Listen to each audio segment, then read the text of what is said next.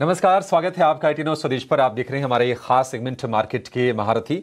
और आज हम देख रहे हैं कि टीसीएस के नतीजों के बाद, हालांकि टीसीएस के शेयर में तो बहुत तेजी नहीं है, लेकिन क्योंकि शेयर चल गया था, लेकिन बाकी कंपनीज के लिए ट्रिगर का काम वो जरूर कर रहा है।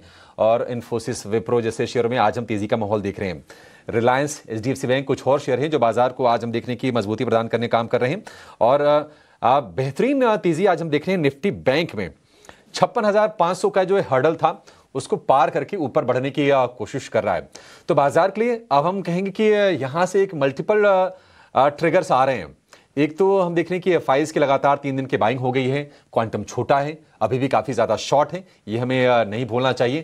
भारत अमेरिका के बीच में जो तलखी आ गई थी बीच में, अब ये जो कड़वाहट है थोड़ी दूर होने के संकेत मिल रहे हैं, क्योंकि अमेरिकी राष्ट्रपति डोनाल्ड ट्रंप और भारतीय प्रधानमंत्री पीएम मोदी, इनकी बातचीत शुरू हो गई है और थोड़ी गर्मजोशी दिख रही है। अर्निंग सीजन की शुरुआत भी अच्छी हो गई है। तो क्या बाजार जो एक कंसोलिडेशन वाले फेज में फंसा हुआ था, क्या उसके ऊपर निकलने के लिए तैयार है? ये जरा समझते हैं। अर्निंग सीजन में आपकी जो विशेष नजर है वो कहां पर होनी चाहिए, ये भी जानने की कोशिश करेंगे और ये सब कुछ बताएंगे। हमारे साथ एक दिग्गज एक्सपर्ट जुड़ रहे हैं आज के हमारे मार्केट के महारथी, वेलेंटिस एडवाइजर्स के founder and MD Jyotivardhan Jaipuria. Jyoti sir, बहुत शुक्रिया आपका समय देने के लिए। स्वागत है आपका ITNO स्वदेश पर। सर, साल भर में पैसे तो बने नहीं, लेकिन कई बार होता यह है आम जीवन में भी कि जब दौड़ते दौड़ते जब सुस्ताने के लिए जब रुकते हैं तो कहीं ना कहीं एक नई शक्ति भी शरीर में आती है। क्या आपको लगता है कि बाजार में वो शक्ति लौट रही है फिर से और बाजार यहां से अब तेजी की चाल दिखाने के लिए तैयार है?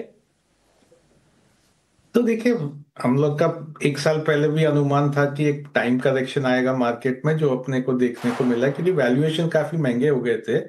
और दूसरा अपने देखे तो कोविड के बाद रिटर्न बहुत अच्छे आ गए थे।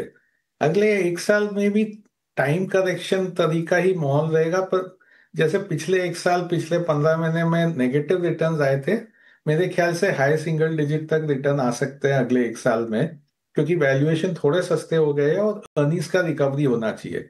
तो इसमें सबसे इम्पोर्टेंट रहेगा कि अर्निंग्स रिकवरी अच्छा चालू होता है कि नहीं है, नतीजे डबल डिजिट ग्रोथ वापस दिखाना चालू करते हैं कि नहीं। जी ज्योति सर, तो फिर ये जो क्वार्टर अभी शुरुआत हुई है, टीसीएस ने थोड़ी संकेत अच्छे दे दिए हैं। हालांकि अभी काफी लंबा सफर तय करना बाकी है। अगर हम लास्ट क्वार्टर की बात करें तो 9-10% के आसपास की अर्निंग ग्रोथ रही थी। क्या उम्मीदें करके चल रहे हैं आप Q2 से, और कितनी अर्निंग ग्रोथ आ जाएगी तो आपको लगेगा कि नहीं, माहौल ठीक है, ज्यादा चिंता की जरूरत नहीं है? तो देखिए, यदि अपने स्टेप बैक करें तो 5 क्वार्टर हो गया जहां पे सिंगल डिजिट अर्निंग ग्रोथ आया है। तो सितंबर क्वार्टर में भी सिंगल डिजिट ही अर्निंग ग्रोथ आना चाहिए। पर हम लोग का अनुमान है कि जो दिसंबर क्वार्टर है वहां से डबल डिजिट अर्निंग ग्रोथ चालू हो जाएगा और फिर अगले 4-5 quarter double digit earning growth आ जाएगा। तो ये सितंबर क्वार्टर में वो जीएसटी के कारण थोड़ा नरमी आ गई रिजल्ट्स में, क्योंकि कई लोग है ना परचेज को एक तरह से रोक दिए थे कि जीएसटी कट चालू होगी उसके बाद ही खरीदारी करेंगे। तो वो एक कारण है जहाँ पे ना शायद उसके, यदि वो नहीं होता तो नतीजे थोड़े बेहतर आ सकते थे।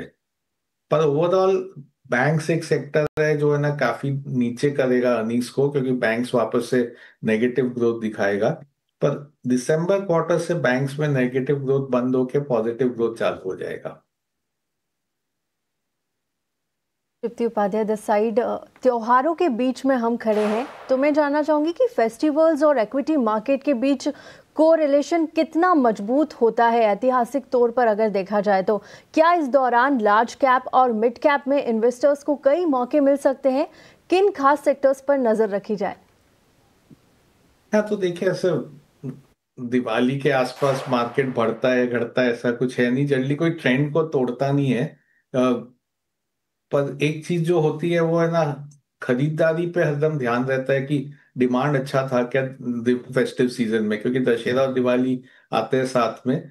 तो इस बार है ना वो जीएसटी कट के कारण काफी अच्छा डिमांड देखने को मिला है और दशहरे के पहले। तो यहाँ से यदि वो डिमांड पिकअप रहता है तो नतीजे अच्छे आने के अनुमान चालू हो जाएंगे कि भाई दिसंबर क्वार्टर में अच्छा नतीजे आएगा और उससे थोड़ा मार्केट को बढ़त मिल सकती है।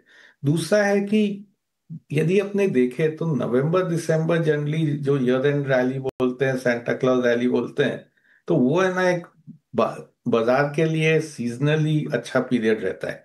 तो काफी बाजार में ऐसे टाइम करेक्शन देखने मिला है, तो हो सकता है अपने ना एंड करते साल को तो उस टाइम पे थोड़ा सा बढ़ा आ सके। दो चीज इसके ना हेल्प करेगी। एक तो यदि नतीजे अच्छे आने के संकेत होने लग जाते हैं, जो है ना मंथली सेल्स नंबर आते हैं सबके वो अच्छे दिखते हैं। दूसरा जो है ना फेड है उसका मीटिंग है अक्टूबर एंड में, वहां पे शायद एक और रेट कट आ जावे। तो है ना जैसे रेट कट आता है तो इमर्जिंग मार्केट के लिए अच्छा लगता है ना। उसके कारण भारत में थोड़ा जो एफआई का बड़ा सेलिंग आ रहा था वो यदि रुक जाए तो बाजार के लिए पॉजिटिव हो जाएगा। सर उम्मीद करके तो चलेंगे, थोड़े बहुत साइंस आ रहे हैं एफआईज की तरफ से कि वो बाइंग करने के लिए तैयार दिख रहे हैं। लेकिन ये आपने अच्छा कहा कि नहीं बाजार में टाइम करेक्शन तो हो गया है। दर्शकों की समझ के लिए बता दें कि दो तरह के करेक्शन हम आमतौर पर चर्चा करते हैं। एक होता है प्राइस करेक्शन कि भाव गिर जाएं, इंडेक्स के लेवल नीचे आ जाएं, या फिर सेम लेवल पर काफ़ी थोड़े लंबे समय तक अगर प्राइसेस रह जाते हैं तो फिर उसको हम टाइम करेक्शन बोलते हैं। ज्योति सर, एक और चीज़ है, दो थीम्स की बाजार में चर्चा हो रही थी कि ये शायद बाजार को पुश करने काम करेंगे। एक था केपेक्स और दूसरा था कंजम्पशन। दोनों चक्के अच्छे से घूम रहे हैं, केपेक्स भी हो रहा है, प्राइवेट केपेक्स आने की भी शुरुआत हो गई है। लेकिन प्रश्न ये है सर कि कंजम्पशन में हमने देखा कि एफएमसीजी तो बिल्कुल चला ही नहीं, डिस्क्रिशनरी स्पेस में बाइंग आ रही है। तो ये कंजम्पशन थीम अभी और चलेगी या फिर आपको लगता है कि अब ये प्राइस में शामिल है? और कैपेक्स को लेकर आपका व्यू क्या है? कोई अगर आप एरियाज अच्छे से बता पाए हमारे दर्शकों को तो। हाँ, तो देखिए अब ये कंजम्पशन पे पहले आते हैं। तो तीन चार कारण है जिससे कंजम्पशन अच्छा हो सकता है, बेहतर हो सकता है अगले 12-18 महीने में। एक तो है ना मॉनसून अच्छा आया है तो उसके कारण रूरल डिमांड थोड़ा पिकअप हो सकता है। दूसरा, इस साल है ना इनकम टैक्स की राहत मिली है 1 लाख करोड़ की। तो वो है ना जैसे एक तरह से सबका इनकम पोस्ट टैक्स इनकम बढ़ जाएगा और उसमें से थोड़ा है ना स्पेंडिंग में जाएगा। तीसरा है जो जीएसटी कट आया उससे ना खरीदारी बढ़ जाएगी क्योंकि काफी भाव कम हो जाएंगे। वो चौथा जो ब्याज है वो घट गया है तो कई लोग जो ईएमआई पे लेते हैं उनका ईएमआई कम हो जाएगा। तो ये चार कारण है जिससे कंजम्पशन बढ़ सकता है। हम लोग का अनुमान कई साल से है कि ये जो कंज्यूमर स्टेपल्स अपने देखते हैं वो कैटेगरी इतना पार्टिसिपेट नहीं करेगा कंजम्पशन में, क्योंकि क्या हो गया कि एक तरह से पेनिट्रेशन लेवल काफी हाई हो गया इसमें। तो पेनिट्रेशन काफी ज्यादा होने के बाद जब है ना कोई के पास इनकम बढ़ता है, आमदनी बढ़ती है, तो फिर वो है ना वो और है ना साबुन और तेल नहीं लेते। फिर वो जाके है ना वाइट गुड लेना चालू करते कि मेरे को एसी चाहिए, टीवी चाहिए, टू व्हीलर ले लेते हैं, गाड़ी ले लेते हैं, वो घूमना चालू कर देते हैं। तो कंजम्पशन का जो नेचर ऑफ कंजम्पशन है वो चेंज होते रहेगा। स्टेपल्स है ना इतना पार्टिसिपेट नहीं करेगा जितना है ना डिस्क्रिशनरी कंज्यूमर पार्टिसिपेट करेगा इसमें। तो वो एक लॉन्गर टर्म ट्रेंड है जो अच्छा है, क्योंकि कोई भी कंट्री में जब पर कैपिटा इनकम बढ़ता है तो है ना स्टेपल से जाके डिस्क्रिशनरी पे कंजम्पशन है ना हो जाता है और फिर कई बार है ना वो लग्जरी पे भी पहुंच जाता है। तो वो भारत में भी देखने को मिलेगा। तो जब अपने कंजम्पशन का संकेत देखते हैं तो डिस्क्रिशनरी और है ना स्टेपल दोनों पे ध्यान देना चाहिए। और ज्यादातर देखने मिलेगा डिस्क्रिशनरी में ज्यादा है ना डिमांड आ रहा है और स्टेपल्स पे इतना डिमांड नहीं आ रहा है। दूसरा आपने जिक्र किया था कैपेक्स का। तो कैपेक्स में दो चीज है, जैसे आपने कहा प्राइवेट सेक्टर कैपेक्स बढ़ रहा है, वो एक अच्छा चीज है। पर उसी के सामने जो गवर्नमेंट का कैपेक्स है वो कम हो जाएगा। कैपेक्स नंबर कम नहीं होएगा पर पिछले 3-4 साल में वो 20-25% बढ़ रहा था। अब आगे रहना जाके 10-12% से ज्यादा बढ़ेगा नहीं। तो कैपेक्स फिर भी अच्छा रहेगा क्योंकि प्राइवेट सेक्टर काफी है ना नरमी था पिछले 5 साल में। अब प्राइवेट सेक्टर है ना ये शायद ये गैप को थोड़ा भर देगा। तो कैपेक्स डिमांड अगले 3-4 साल अच्छा रहेगा। स्टॉक्स में ना थोड़ा ज्यादा दिक्कत है कि ये ना काफी स्टॉक बढ़ गए हैं। तो है ना पिछले 3 साल में कैपेक्स स्टॉक बहुत बढ़े थे। तो वैल्यूएशन अब सस्ते नहीं रहे जो पहले थे। पहले एकदम सस्ते वैल्यूएशन थे तो एक तरह से ले सकते थे बिना झिझक के। अब वैल्यूएशन महंगे है तो है ना थोड़ा ध्यान देना पड़ेगा कि भाई ये अर्निंग्स ग्रोथ सस्टेनेबल है कि नहीं। दो तीन जगह जो हम लोग को अच्छा लग रहा है कैपेक्स में, एक तो है वाटर रिलेटेड। तो कुछ भी वाटर रिलेटेड वो एक बहुत लंबा थीम है, वहां पे ना वैल्यूएशंस जितने सस्ते थे उतने नहीं है, पर वहां पे ना अर्निंग्स ग्रोथ का काफी विजिबिलिटी है एक तरह से। दूसरा है जो पावर ट्रांसमिशन कैपेक्स, वो भी एक है ना अच्छा थीम लग रहा है।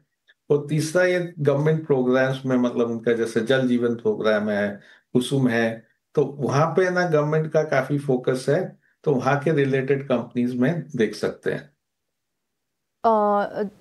सर एक और सवाल है, आईटी सेक्टर जो निवेशकों के लिए एक डिफेंसिव प्ले माना जाता है, अभी कई चुनौतियां हैं, स्लो ग्रोथ है, स्ट्रक्चरल चेंजेस हो रहे हैं, टेक्नोलॉजी शिफ्ट भी है, तो क्या इस समय निवेशकों को बड़े कैप वाले आईटी स्टॉक्स में लॉन्ग टर्म के लिए निवेश करना चाहिए या 2 से 3 क्वार्टर्स के लिए वेट एंड वॉच की स्ट्रेटेजी अपनाई जाए? क्या राय होगी आपकी? तो हम लोग आईटी पे अंडरवेट है कई साल से, और वो है ना उसका महत्व कारण है कि ये जो लॉन्ग टर्म चेंजेस हो रहे हैं, जो आर्टिफिशियल इंटेलिजेंस आ रहा है, उसके कारण जो इनका लॉन्ग टर्म ग्रोथ प्रोस्पेक्ट था वो काफी कम हो गया है। तो आईटी पे हम लोग अंडरवेट है अभी। बस एक चीज है कि काफी अंडर परफॉर्म कर गया है शेयर, और ये सब कंपनी कैश जनरेशन है, यहाँ पे ना कैश काफी आता है, तो एक तरह से थोड़ा टैक्टिकल कॉल ले सकते हैं। पर जो भारत का ग्रोथ है ना, तो डोमेस्टिक प्लेस पे ज्यादा ध्यान देना चाहिए। आईटी जैसे चीज जो है ना काफी ग्लोबल इकोनॉमी पर डिपेंड करते हैं, वहां पे लॉन्गर टर्म है ना थोड़ा अंडर परफॉर्म ही करेगा। आईटी सेक्टर पर राय थी। बहुत बहुत शुक्रिया आपका हमारे इस खास सेगमेंट में जुड़ने के लिए और आपकी अहम राय हमारे साथ शेयर करने के लिए। बहुत बहुत शुक्रिया सर। धन्यवाद। और इसी के साथ फिलहाल मार्केट के महारथी में इतना ही, मुझे दीजिए इजाज़त। नमस्कार।